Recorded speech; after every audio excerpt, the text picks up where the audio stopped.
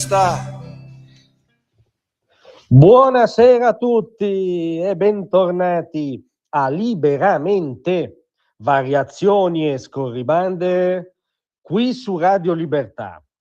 Allora, oggi è stato il giorno di uno scatenato Donald Trump al forum di Davos, anche di un Donald Trump scatenato occidentalista e in un certo senso fin coerente europeista. No, non siamo impazziti, è semplicemente il senso profondo delle parole di Trump che oggi viene ignorato ovviamente dal racconto mainstream che ne viene fatto in diretta, che è sempre più o meno l'orco, il puzzone che minaccia la civiltà, il pazzo, il nemico dell'Europa, perché loro signori fanno sempre l'equazione tra l'Europa e l'Unione Europea, di cui sì, assolutamente Donald Trump ha sottolineato tutte le inadeguatezze burocratiche, tutta la scarsissima cogenza politica, anche tutto il balbettio valoriale, ma non è un dogma che l'Europa coincide con l'euroburocrazia. E allora, se guardiamo il senso profondo che verrà messo nei commenti scandalizzati e preconfezionati delle parole di Trump, c'è un filo conduttore che è il richiamo a quella civiltà che si sviluppa tra le due sponde dell'Atlantico, a quella comunità che chiamiamo Occidente e che si trova o troverebbe, a seconda di chi ne ha coscienza e chi no, di fronte a sfide epocali. Andiamo ai virgolettati chiave. Donald Trump: amo l'Europa e voglio vedere l'Europa prosperare, ma non sta andando nella direzione giusta. Quindi lui ci premette che il grido anche veemente contro l'attuale andazzo dominante in Europa è un grido di diciamo erede tradito di quella civiltà, è un grido nell'interesse di quella civiltà che sta inscenando il proprio suicidio. E andiamo avanti. Negli ultimi decenni a Washington e nelle capitali europee è diventata una sorta di saggezza convenzionale l'idea che l'unico modo per far crescere una moderna economia occidentale fosse attraverso una spesa pubblica sempre crescente, una migrazione di massa incontrollata e importazioni straniere senza fine.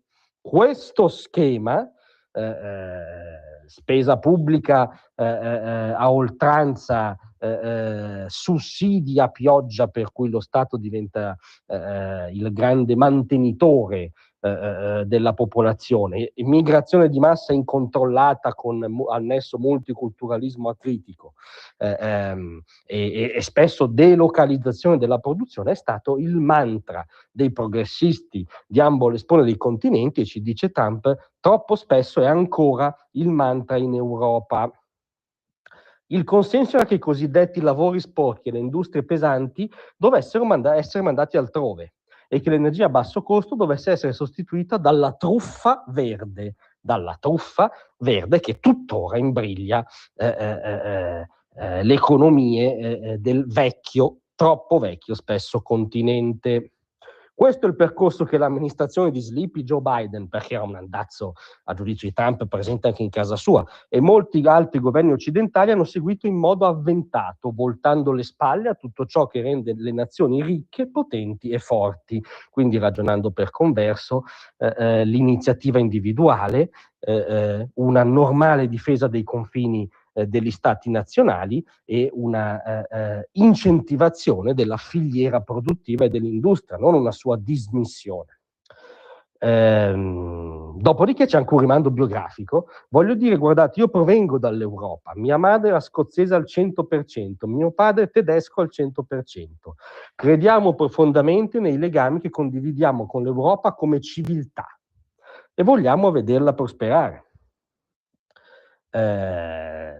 Quindi, parlando degli europei, dice devono uscire dalla cultura che hanno creato negli ultimi 10 anni. È orribile quello che stanno facendo a se stessi. Si stanno distruggendo questi luoghi bellissimi, bellissimi. Vogliamo alleati forti, non alleati seriamente indeboliti.